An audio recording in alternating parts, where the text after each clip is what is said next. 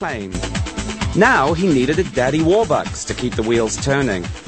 Nobody ever said John Galliano was unlucky. What John needed, John got. The visionary fashion Svengali, Bernard Arnault, head of LVMH, France's biggest luxury goods business, was looking for a way to juice up one of his acquisitions, the House of Givenchy, now that its aristocratic founder was about to retire.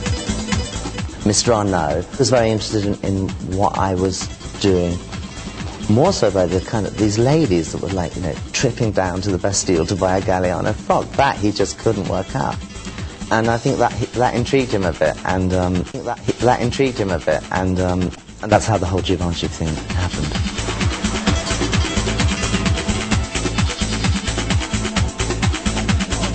And so it happened that a voraciously curious fashion world trooped out to the back of Beyond in Paris to see what the golden boy could do with one of France's dustier fashion legacies. And guess what? Galliano looked homewards.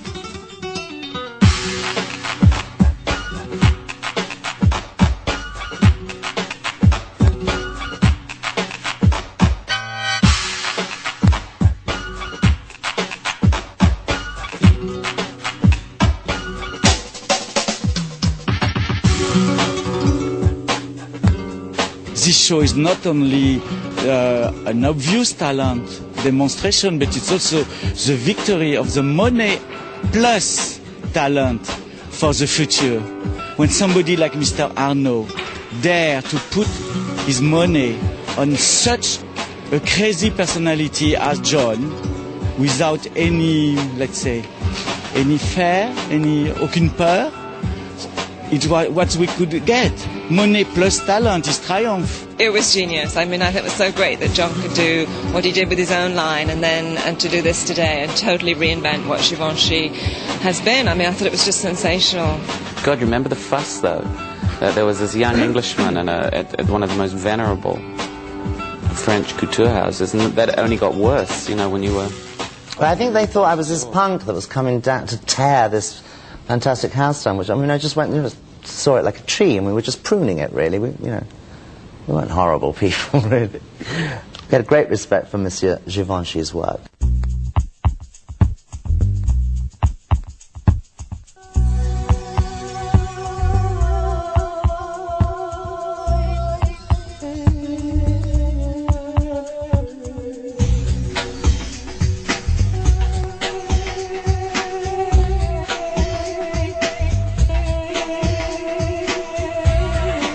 Galliano designed 2 collections for Givenchy before he was replaced by another controversial Brit, Alexander McQueen. Bernard Arnault had bigger plans for his Dauphin.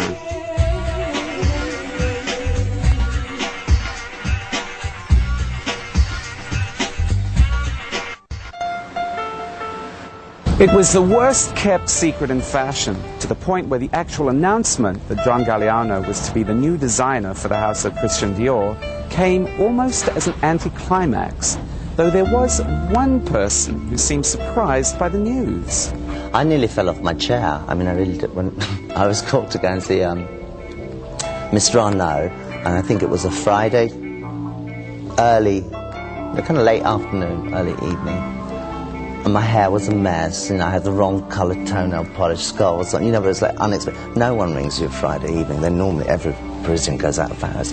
I thought I'd done something really bad, really wrong, or offended someone. So I had to go over to meet Mr. Arnault, and it was there and then that he said, because I'd been invited to a dinner before where we, like, just jokingly, I said, oh yeah, I'd love to do Dior. That's like what. And he called me up and offered me Dior.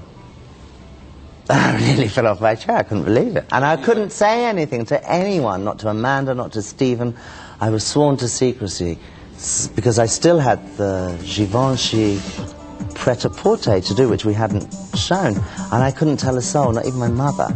Did you have a sense that there was a lot more riding on your shoulders than just, you know, I'm the designer at Dior, but I'm also really the figurehead of a whole new way to approach fashion for the future? Yeah, there was that. And also you have to remember that when I started, I think the first collection that was shown was an haute couture show as en plus. So yeah, it was a big pressure. It wasn't like, you know, we could like slip in a few little pre-cols and, you know, knock out a pret-a-porter and then get stuck in. No, it was like the big moment, haute couture, Also, it was the 50th anniversary of Mr. Dior, wasn't it? There was an enormous pressure. The risk was huge. I mean, the main designer of the house is representing the image, and we were willing somebody really to change the styling. It was not just somebody doing noise. I mean, we knew we wanted to look for new directions.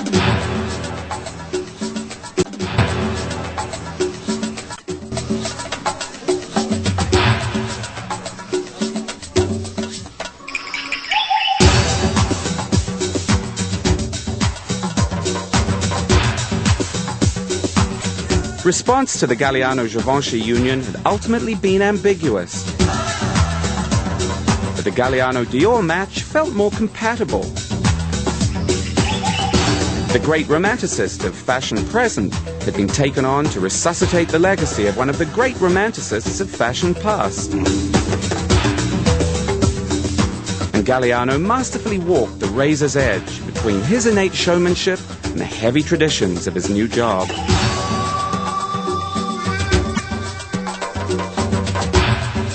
Tell me about that first couture show for Dior. What's your memory of it? Is it like when people say they win an Oscar and they don't remember a thing about the night because it's just a complete overdrive? I remember.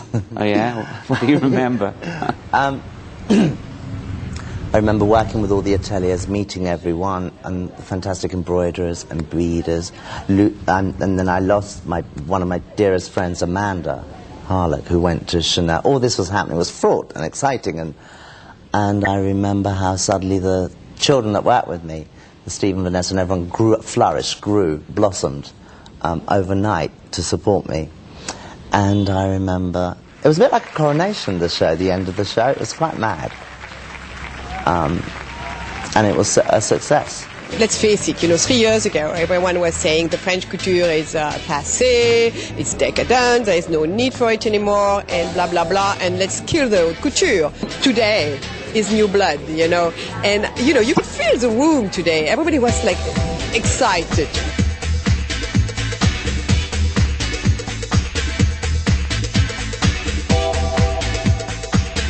I think it was a very good collection. I think it was beautiful and very dreamy, and beautiful evening dress and a lot of pearls and very nice, very beautiful. Can you see the spirit of the house in this collection? Sometimes I think you use some of the fabric on some evening dress. Yes, they were like a beautiful evening dress with the tulle, the big ones. That was very Dior for the first season, no?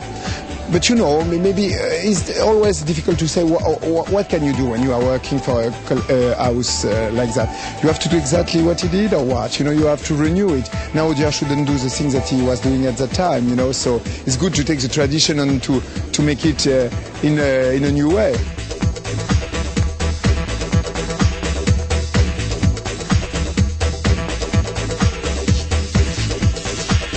My honest opinion is that it's the best. It's the most celestial, it's the most creative, the most beautiful show I've ever seen. It's the best. Don't hold back. No, I will. This is the it show. I absolutely love it, and I have seen many shows in the last 20 years. That is the best, I would say.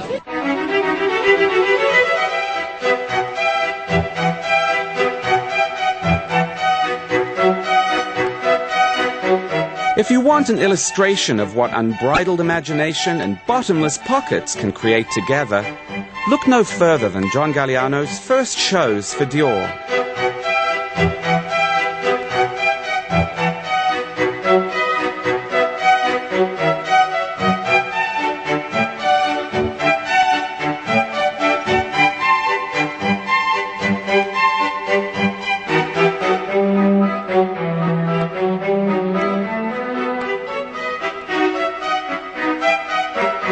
The ready-to-wear presentations were exercises in unparalleled extravagance.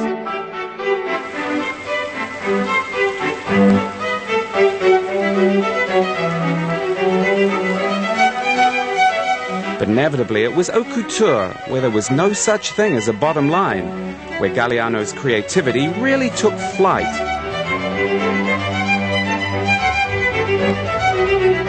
In locations that were ever more dreamlike, He spun stories that were ever more fanciful, around characters whose connection with the real world grew ever more tenuous.